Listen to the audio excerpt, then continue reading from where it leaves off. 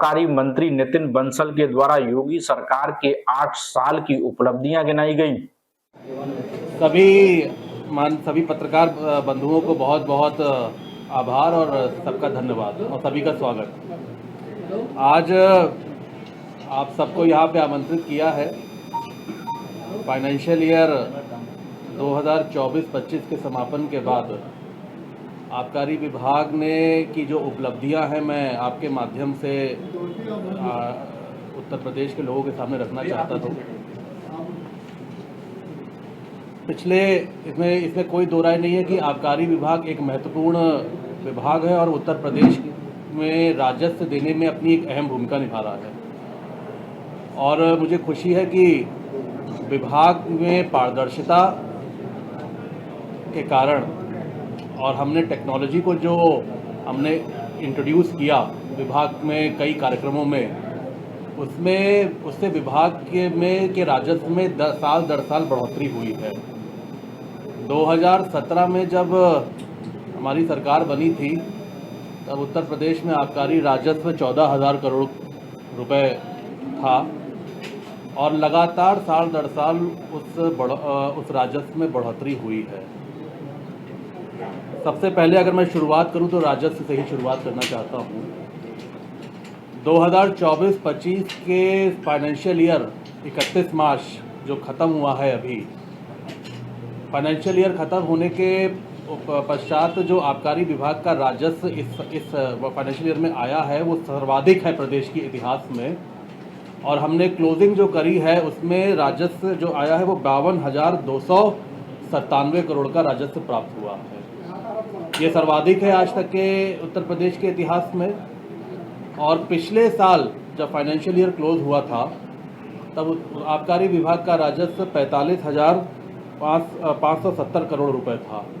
तो अगर इसको आप कंपेयर करेंगे लास्ट ईयर से, इस साल के फाइनेंशियल ईयर से, तो ये करीब 6,726 करोड़ अधिक है। और जिसकी वृद्धि जो प्रतिशत में अगर मैं आपको बोलूं तो करीब 14.76% की वृद्धि है। इसी की तुलना अगर मैं 2022-23 और 23-24 के बीच में करूं, अगर आपके सामने रखूं, तो 22-23 में आबकारी का राजस्व था वो था 41,252 करोड़ और 23-24 में ये बढ़ के हुआ था 45,570 करोड़। तो इसका जो प्रतिशत था वृद्धि का वो था 10.47%। तो ये प्रतिशत में भी हमने ज़्यादा वृद्धि करी है। पहले 10.47% से हम वृद्धि कर रहे थे, अब की हमने 14.76% से वृद्धि करी है। तो एक ये माननीय मुख्यमंत्री जी के मार्गदर्शन में हमारी ये एक उपलब्धि है। आप सब जानते हैं कि आज उत्तर प्रदेश, चाहे वो शीरा उत्पादन हो, चाहे वो एथेनॉल का उत्पादन हो, हम सबसे ज़्यादा उत्पादन करने वाले प्रदेश बन गए हैं पूरे देश में। आज सबसे ज़्यादा शीरे का उत्पादन और एथेनॉल का उत्पादन उत्तर प्रदेश में होता है। मैं अगर थोड़े आंकड़े आपके सामने रखूं तो शीरा का उत्पादन, क्योंकि शीरा वर्ष 1 नवंबर से अक्टूबर 2024 तक, 1 नवंबर से 31 अक्टूबर तक शीरा वर्ष कहा जाता है। 2023-24 में शीरे का जो उत्पादन था वो टोटल करीब 527 लाख कुंटल का उत्पादन शीरे का हुआ है, जो सर्वाधिक है पूरे। प्रपोजल आए थे कि वो अपने कैपेसिटी एक्सपेंशन और नई बॉटलिंग यूनिट्स को लगाने के लिए। जीबीसी जो ग्राउंड ब्रेकिंग सेरेमनी अब होनी है, ग्राउंड ब्रेकिंग सेरेमनी के लिए हमारे पास करीब 46 प्रोजेक्ट्स पूरी तरीके से कंप्लीट हैं, तैयार हैं जीबीसी में जाने के लिए। और उन प्रोजेक्ट से प्रदेश में 7,888 करोड़ का इन्वेस्टमेंट होगा और उस इन्वेस्टमेंट से 10,957 लोगों को रोजगार मिलेगा। तो ऐसे अगर मैं बात करूं कि जो हमारे बिना जो मैंने कहा था 2,296 करोड़ के जो हमने बिना एमओयू के हमने करे हैं, इन्वेस्टमेंट को बढ़ाया है, और जो जीबीसी में जो हमारी तैयार हैं इन्वेस्टमेंट, टोटल ये इन्वेस्टमेंट मिला के 10,184 करोड़ के इन्वेस्टमेंट हमारे उत्तर प्रदेश में अभी तक विभाग को मिले हैं और हम इस पर काम कर रहे हैं। इसी के साथ साथ अगर मैं यूनिट्स की बात करूं, आज सर्वाधिक यूनिट्स उत्तर प्रदेश में है। डिस्टिलरीज की करीब 95 यूनिट हमारे प्रदेश में संचालित हैं जो काम प्रोडक्शन कर रही हैं। इससे ज़्यादा किसी प्रदेश में नहीं है। यवासनी जिसको हम ब्रूअरी कहते हैं उसकी 7 और जो हम वाइनरी कहते हैं उसकी 3 यूनिट्स हमारे प्रदेश में चल रही हैं। हमने जिनको ये PD2 लाइसेंस है जो संचालित हैं, जो शुरू होनी है उसको हम PD33 लाइसेंस कहते हैं। उसमें हमने डिस्टिलरीज को करीब 13 को हमने PD33 लाइसेंस दिया है, उस पर काम चल रहा है। वो बहुत जल्दी अपना प्रोडक्शन शुरू करेंगी। ऐसे ही ब्रूअरी को 5 ब्रूअरीज और 3 हमारी वाइनरीज को हमने PD33 लाइसेंस निर्गत किया है। ये निर्माणाधीन है। ये जब निर्माण पूरा हो जाएगा तो हमारे प्रदेश में डिस्टिलरीज टोटल हो जाएंगी 108 और ब्रूअरी हो जाएगी 12 और वाइनरी हो जाएगी 6। इतनी यूनिट्स हमारे प्रदेश में संचालित होंगी। इसमें प्रवर्तन की कार्रवाई पे भी रहता है। आपको एक ये बहुत बड़ी उपलब्धि है हमारे प्रदेश में और माननीय मुख्यमंत्री जी के मार्गदर्शन में।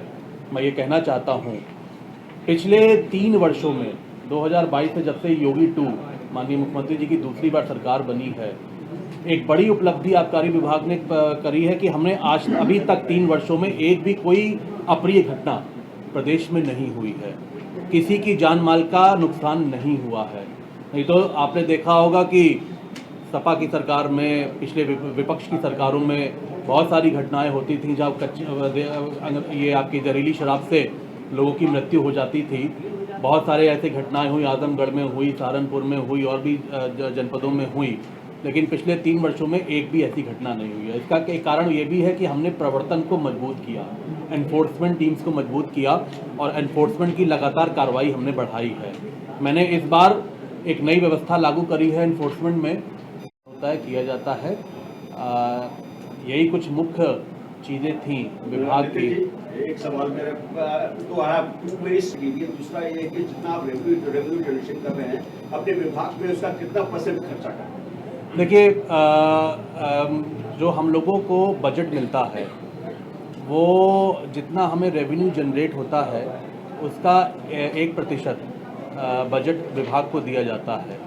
तो अगर मैं मान लूँ कि अगर अब हम 52,000 करोड़ है तो करीब 520 करोड़ का करीब 1.5%, 1% नहीं 1.5% मिलता है। तो 600 करीब 650 करोड़ का बजट हम लोगों को मिला है अपने विभाग पे, जो हमारे और भी चीज़ें हैं उसको व्यवस्थित करने के लिए। पहला प्रश्न जो आपने किया, पहला प्रश्न क्या था? जॉइंट कमिश्नर्स का। हाँ, हम लोगों के जॉइंट कमिश्नर्स रिटायर हो रहे हैं। बड़ी संख्या में रिटायर हो रहे हैं। 8 हैं, 8 में से 7 या 8 रिटायर हो रहे हैं? नहीं, सब तो नहीं हो रहे हैं, कुछ उसमें है, कुछ लोग रिटायर हो रहे हैं, सब लोग रिटायर नहीं हो रहे हैं। नहीं, मैं बता देता हूँ, आपके 31 मई तक आपके 2 हो जाएंगे, फिर 30 जून तक 3 और हो जाएंगे। हाँ, तो धीरे धीरे हो रहे हैं। तो हम लोग के प्रमोशंस डीपीसी भी उसी हिसाब से मैंने प्रमुख सचिव को बोला है कि डीपीसी करके आप जो प्रमोट हो रहे हैं उनको तुरंत प्रमोट करने का काम करें, क्योंकि जैसे जैसे हम रिटायरमेंट होते जाएंगे वैसे वैसे हमें नए जॉइंट कमिश्नर्स मिलते जाएंगे। परसेंटेज की बात करूं तो हमारे टोटल जो राजस्व आता है उसका करीब 40% देशी मदिरा से आता है और बाकी जो 60% होता है वो विदेशी मदिरा, वाइन और बियर, ये सारे सेगमेंट से आता है। तो 40% की अगर मैं कह रहा हूँ तो करीब 21-22 हज़ार करोड़ रुपए जो रेवेन्यू है वो देशी मदिरा से आया। और ये संबंधित जो कि आपने ई लॉटरी में जो फीस ली 65,000 या 90,000 रुपये लिए, वो 3,000 करोड़ इसमें इंक्लूडेड है? हाँ, इसमें जो हमने लॉटरी में जो हमें प्रोसेसिंग फीस मिली थी और उसके बाद फिर हमने जो बेसिक लाइसेंस फीस ली थी, लॉटरी होने के बाद जिनको दुकान आवंटित हुई थी उनको बेसिक लाइसेंस फीस देनी होती है, तो वो भी राशि इसमें सम्मिलित है। हाँ, नहीं इसमें नहीं, इसमें सब प्राइवेट यूनिट्स हैं सारे बलिया में बड़े पैमाने पे तस्करी हो रही है, बिहार में शराबबंदी है, उसको रोकने के लिए क्या? देखिए, ये मुझे नहीं पता आपको कहाँ से ये जानकारी आई है कि तस्करी हो रही है।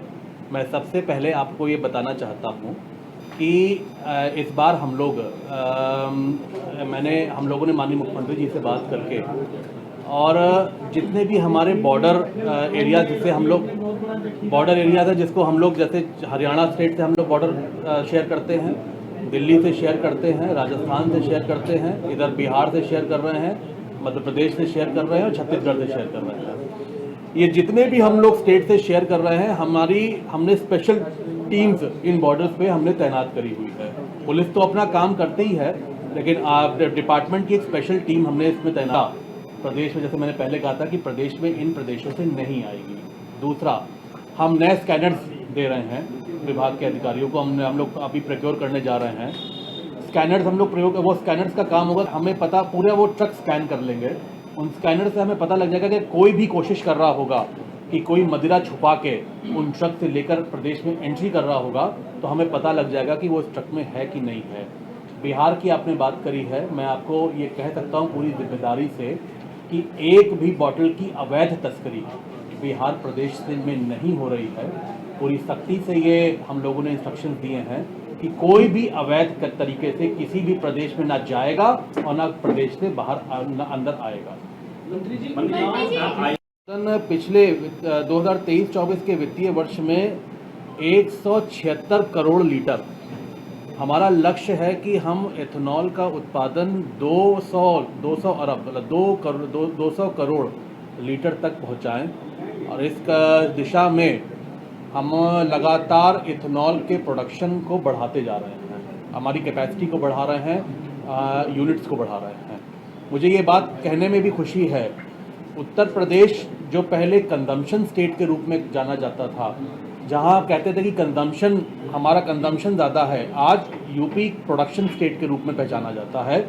आज प्रोडक्शन की दिशा में हम सबसे ज़्यादा प्रोडक्शन और सबसे ज़्यादा यूनिट्स के साथ देश में सर्वाधिक डिस्टिलरीज, ब्रूअरीज और अगर मैं वाइनरीज की बात करूं तो हमारे यहाँ सबसे ज़्यादा यूनिट्स हैं। आपने देखा होगा कि अभी लॉटरी जो हमारी चल रही थी, लॉटरी का समापन हुआ है। मैं जब कैबिनेट का प्रस्ताव आया था तो मैंने तब प्रेस में मैं आया था और लॉटरी के लिए आपको बताया था। उसके बाद लॉटरी का प्रोसेस शुरू हुआ। मुझे खुशी है ये बताते हुए कि हमारी लॉटरी के 2 चरण संपन्न हो चुके हैं। तीसरा चरण शुरू है, कुछ ही करीब 0.1 या 0.2% दुकानें केवल रह गई हैं, बाकी 99.97% दुकानें हम व्यवस्थित कर चुके हैं। लॉटरी में हम जब पॉलिसी लेकर आए थे तो हमने पॉलिसी में आपको मैंने बताया था कि हम कंपोजिट शॉप्स लेकर आ रहे हैं, एक नई व्यवस्था हम लोग लेकर आए थे। उत्तर प्रदेश में इससे पहले कंपोजिट शॉप की व्यवस्था को लाने से पहले जो विदेशी मदिरा और बियर की अलग अलग दुकानें होती थी, उनकी संख्या अगर मैं पूरी संख्या की बात करूं तो उसकी संख्या थी करीब 12,533 दुकानों की टोटल संख्या थी। हम जब कंपोजिट शॉप्स लेकर आए तो हमने उसकी संख्या को घटाया, क्योंकि हमने बियर और विदेशी मदिरा की जो अलग अलग दुकानें थी उनको हमने एक किया, एक ही शॉप पे वो दोनों सेगमेंट को हमने रखा, और जो मदिरा की जो शॉप्स थी उसकी भी संख्या को घटाया है पिछले साल से इस साल की अगर मैं तुलना करूँ। देखिए, जैसे मैंने पहले कहा कि हमारी जो प्रायोरिटी है वो औद्योगिक उत्पादन को बढ़ाने की है। $1 ट्रिलियन इकॉनमी जो माननीय मुख्यमंत्री जी का जो लक्ष्य है कि हमारी प्रदेश की इकॉनमी $1 ट्रिलियन पे पहुँचे, उस लक्ष्य पे आबकारी विभाग को भी एक महत्वपूर्ण जिम्मेदारी दी गई है। इस दिशा में मैं आपके सामने कुछ बातों को रखना चाहता हूँ। जब इन्वेस्टर समिट हुआ था उत्तर प्रदेश में, तो आबकारी विभाग को 137 MOU विभाग ने करे थे एक्साइज डिपार्टमेंट में, और उनकी जो टोटल वैल्यू थी वो थी 39,708 करोड़ की, 39,708 करोड़ की वैल्यू थी। हमने उस वक्त अनुमान लगाया था कि ये जो इन्वेस्टमेंट हो रहा है, इसमें जो एम्प्लॉयमेंट की अपॉर्चुनिटीज़ होंगी वो करीब 72,474 लोगों को एम्प्लॉयमेंट मिलेगा। ये तो हमने MOU किए थे इतने करोड़ के। इसके साथ ही साथ कुछ ऐसे भी हमारे कॉन्ट्रैक्ट्स होते हैं, छोटे कॉन्ट्रैक्ट्स होते हैं, जैसे कोई अगर डिस्टिलरी में बॉटलिंग यूनिट लगाना चाहता है अपनी डिस्टिलरी को में एक्सपेंशन करना चाहता है, कैपेसिटी एक्सपेंशन करना चाहता है, तो वो अपने स्तर से हमें आवेदन करता है कि हम लोग इतना इन्वेस्टमेंट करना चाहते हैं। वो एमओयू के अलग होता है। ऐसे करीब आबकारी विभाग में 2296 करोड़ के हम लोगों को प्रपोजल आए थे कि मथुरा के फरे में निर्माणाधीन मकान की छत गिर